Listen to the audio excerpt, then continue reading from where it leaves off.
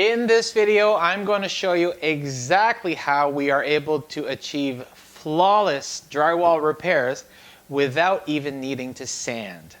Hi, my name is Remy Boudreau, licensed painter, color consultant, owner of Expressionist Painting, and founder of Expressionist Painting University. If you've been following along, last week we started a process of repainting my home office and I've recorded myself during the whole process, and now I'm going to go over each of the steps in much more detail to explain to you how we do things and little tricks like that. So right now, when it comes to drywall repair, as you'll see, I'm first going through the room doing what I call prepping the repairs. That's just my own term. It doesn't really make sense, but when I say this to Gino, he knows what I'm talking about. Basically, I go through the house first, kind of banging the wall in, pushing the drywall paper into the hole, making sure that everything is nice and flush. So as you'll notice, I'm running my utility knife or my 5-in-1 knife over the areas to make sure there's nothing sticking out, so that when it's time to then apply the compound, it's nice and flush with the wall. Okay, so I go through the whole house if we're doing a whole house, or in this case, obviously just a perimeter of the room. And the benefit that this gives me as well into doing this first of all, it's more efficient, because that's one of the reasons is I like doing this, I don't need to shuffle between tools, right? So I'm focusing here just on looking at every angle, prepping the repairs. If it's a nail pop, I'll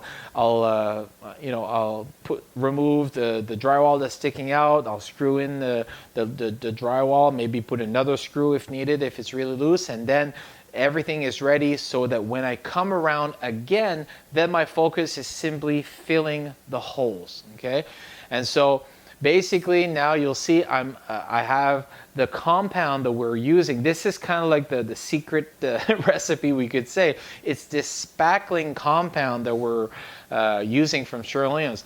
This has been a total game changer for us. It works so well. It's definitely not the typical product that most painters or people will use, but there are many advantages, and that's kind of what I want to illustrate for you today. First of all, it's a compound that once it dries, it's very, very hard. Maybe not quite as hard as that 20-minute mixing compound, or what some people call Durabond or hot mud. That would be a bit harder, I would say, but it's somewhere between that Durabond, hot mud, and typical all-purpose drywall compound. So it's a nice, sturdy, solid base once it's dry. The other benefit too is it doesn't really shrink compared to traditional drywall, all-purpose drywall. If you put it on a good size hole, it will tend to shrink, and then you have to put multiple coats. And that kind of product tends to take quite a bit of time to dry, unless you're using that 20-minute mix and things like that. But for us, we like simplicity, we like efficiency, and we want to make sure that the end result is really top quality, but without the mess of the dust, and also the extra tools and all that stuff. If we can minimize the work area that we have to impose in our client's house or the work area, that's all the better for us. Basically, we want to minimize the impact. And so now you see, I went around for a first round of repair. Typically, those repairs we're going to need to do twice at least. The vast majority will be perfect in 2 rounds, but sometimes some bigger repairs we might do a third quick skim coat, we say. So typically, Gino and I will actually alter between who does the first round, second round, just so that we can have different perspectives going around the house, making sure that we really hit all the different angles of it, because some little imperfections, little dings in the walls can only seen from a certain light, from a certain angle. So by alternating the point of view of who's doing it, we're just increasing the chances that we're really getting to everything. So once that's all done at some point later during the project, we're going to eventually need to spot prime those. Typically, we use the wall paint. It's efficient. It's already out, and it also ends up being one of the best to ensure a nice even blend in between the existing wall and the area that we just repaired. So for us, majority of the case, we spot prime with the wall paint. If the walls are heavily textured, we'll probably use something like the flat ceiling paint instead. But when we're talking about just spot repairs, like just little repairs, you rarely need to go and get some actual drywall primer. That would be necessary if we're talking about basically like a room that's been newly drywalled, so like either a renovation or a new construction. Then of course at that kind of setup you do need the drywall primer, but for little repairs like this, the wall paint works perfect. Now, when it comes to the caulking, there wasn't much caulking in this particular project that needed to be done, but basically we typically have a damp rag with us at all times, and so obviously we'll apply the caulking, then we'll run our finger on it to make sure it's nice transition, and then we can wipe the excess of the caulking on our rag to make sure that we can go multiple times, make sure that the transition from either wall to trim or trim to trim. In this case, it was a corner, so it's trim to trim. It makes sure that the transition is smooth, because keep in mind the caulking is not something you can sand. So while you're applying it, you do want to make sure that it's nice and smooth.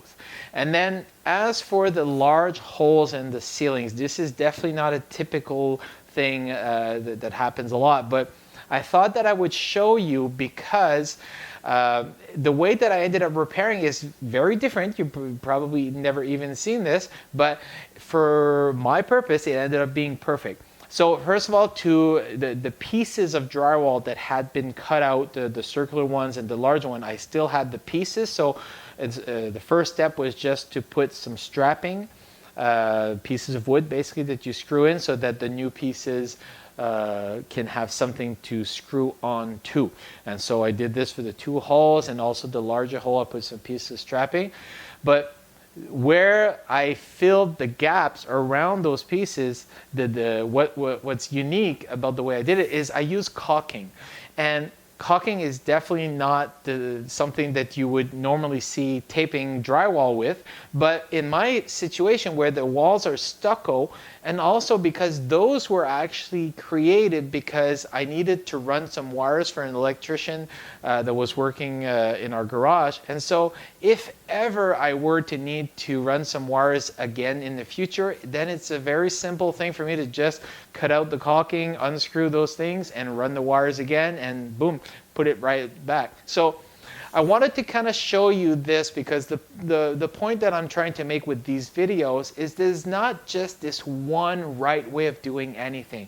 When it comes to those kinds of repairs, and there's other situations where you might say that the perfect or best way of doing something is to replace the piece of drywall or to do this or to do whatever, but maybe the client is just wanting to minimize the impact of whatever is happening and reduce cost and get the painting done as fast as possible, right? This can be the case for commercial jobs where employees are not dislocated, but they're moved from their typical working place and they want to get back to work as soon as possible. So, taking 2 days to retape a whole thing where something like this could be done might be a solution. But in my case here, obviously with the caulking, the fact that it's a stuccoed ceiling definitely makes a big difference. So that helps.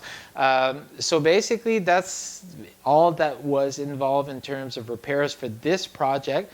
I hope that you got value in this video. And as far as the spackling, if you've never used this, I would definitely recommend that you, especially if you're a professional painter out there or even a homeowner, try it out, because it's hard for me to explain to you in words how how incredible it applies to make that transition where you really don't need to sand it, as long as you pick up those little pieces on the side there. So watch the video and notice the techniques that I've used in applying it, and see how that works for you. So thanks for watching, and in next week's video we'll be looking at ceilings.